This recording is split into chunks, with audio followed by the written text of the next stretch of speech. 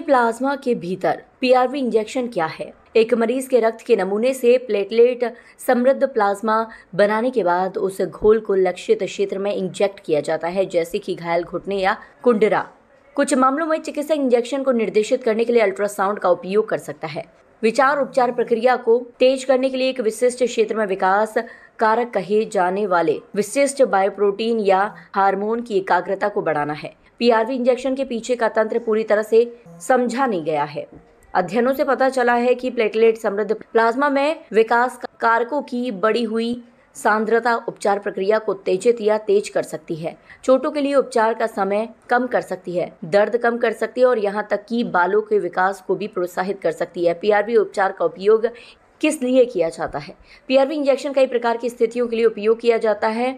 Musculoskeletal दर्द और चोटों से लेकर कॉस्मेटिक प्रक्रियाओं तक। उदाहरण के लिए टेनिस एल्बो या जंपर के घुटने जैसी पुरानी टेंडर चोटों को ठीक होने में अक्सर लंबा समय लग सकता है। इसलिए उपचार के नियम और पीआरवी शॉट्स में शामिल करने से उपचार प्रक्रिया को उत्तेजित करने, दर्द को कम करने और जल्दी से जल्दी गतिविधियों में वापस आने में मदद मिल सकती है। शल्य चिकित्सा के बाद उपचार चिकित्सकों ने पहले जबड़े या प्लास्टिक सर्जरी के बाद उपचार में तेजी लाने के लिए पीआरवी का इस्तेमाल किया था। अब शल्य चिकित्सा के बाद पीआरवी इंजेक्शन मांसपेशियों, टेंडन और स्नायुबंधन को ठीक करने में मदद करने के लिए विस्तारित हो गए हैं, क्योंकि इन ऊतकों पर प्रक्रियाओं में ठीक होने में बहुत लंबा समय लगता है।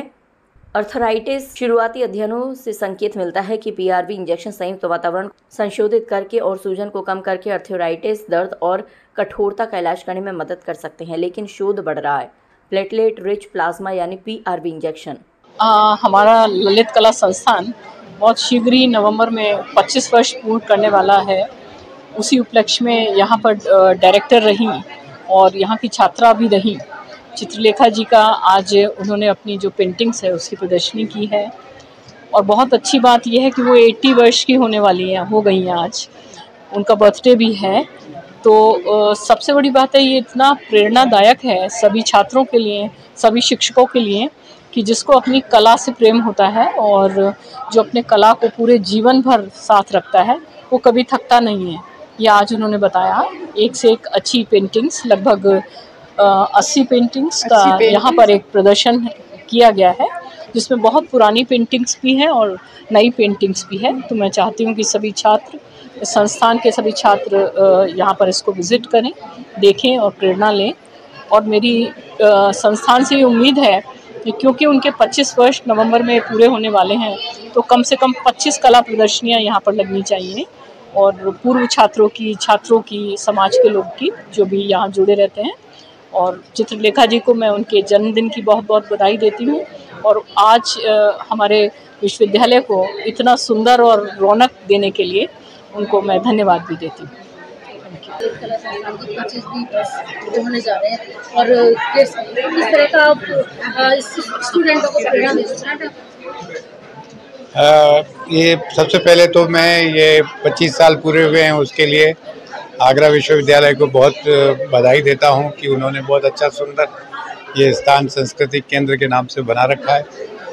और दूसरी बधाई में हमारी जो डीन है मेवाड़ विश्वविद्यालय की प्रोफेसर चित्रलेखा जी को, उनको बधाई देता हूं कि उन्होंने 80 साल पूरे किए हैं और उस उपलक्ष्य में एक कार्यक्रम किया है। उसके लिए हार्दिक शुभकामनाएं, बधाई। बच्चों के लिए मैं ये कहना चाहता हूँ कि सीखने की कोई उम्र नहीं होती और जो फोकस्ड रहता है वो ज़िंदगी में कुछ न कुछ ज़रूर कर लेता है। और उसका जीता जागता उदाहरण है, जहाँ जहाँ चित्रलेखा गई वहाँ वहाँ उन्होंने एक नई दुनिया बसाई है। हमारे मेवाड़ विश्वविद्यालय में भी आपने बहुत अच्छे म्यूज़ियम बनाए और जो चित्रकला है, फाइन आर्ट्स है, उसको बिल्कुल जीवंत कर दिया है। मैं शुभकामनाएं देता हूं आपके अच्छे स्वास्थ्य की और प्रभु से प्रार्थना करता हूं कि इनका क्रिएटिव वर्क हमेशा आगे बढ़ता रहे और आगे आने वाली पीढ़ी को एक नई दिशा दे। चित्रलेखा नाम है मेरा और चित्रा नक्षत्र में ही बाई चांस मेरा जन्म हुआ। और जैसा मेरा नाम है वैसा ही मेरा विषय है चित्रकला, और यही मेरी पहचान है बचपन से। हाँ, पूछिए। जैसा कि देखा जा रहा है कि नाम भी इत्तेफाक से चित्रलेखा ही है और चित्रकार की दुनिया आज बहुत कम देखने को मिल रही है। जैसे देखते हैं, और स्टूडेंट यानी कि जो विद्यार्थी हैं, क्या कुछ संदेश देना चाहेंगे अपने चित्रकारी को? मेरा यही बस कहना है आज के स्टूडेंट्स के लिए। पर पहली बात तो ये है कि एक चित्र को बनाने का मतलब है एक बच्चे को जन्म देना। हम पूरी विधाओं से गुजरते हैं तब जाकर के पूरे उसके पश्चात उसको जन्म देते हैं, तो वही तब चित्र निकलते हैं। और आज मैं जो यहाँ पर लेकर आई हूँ, अपने सब तरह का वर्क लेकर के आई हूँ, 50 साल का वर्क लेकर आई हूँ और पूरा अपना कलेक्शन लाई हूँ। इसी भाव से लेकर आई हूँ कि यहाँ के विद्यार्थी आए, एक एक चित्रों को देखें, उनकी विधाओं को समझे, उनको समझे और काम करें। और एक ही बात कहना चाहूँगी विद्यार्थियों से कि वो शॉर्टकट ना अपनाए, जल्दबाजी में कभी चित्र ना बनाए और कला को कला के लिए बनाए, उसे बेचने की भाव से ना बनाए, व्यवसाय ना बनाए। का आयोजन किया गया है चित्रकला की आयोजन आज क्या, जब वीसी मैम है तो अध्यक्षता तो उन्हीं की होगी, वो मुख्य अतिथि है।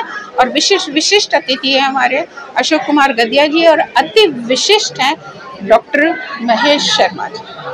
ये 3 डिग्नेटरीज हमारे मध्य हैं आज लकीली, और ये सब हमारे विशिष्ट हैं।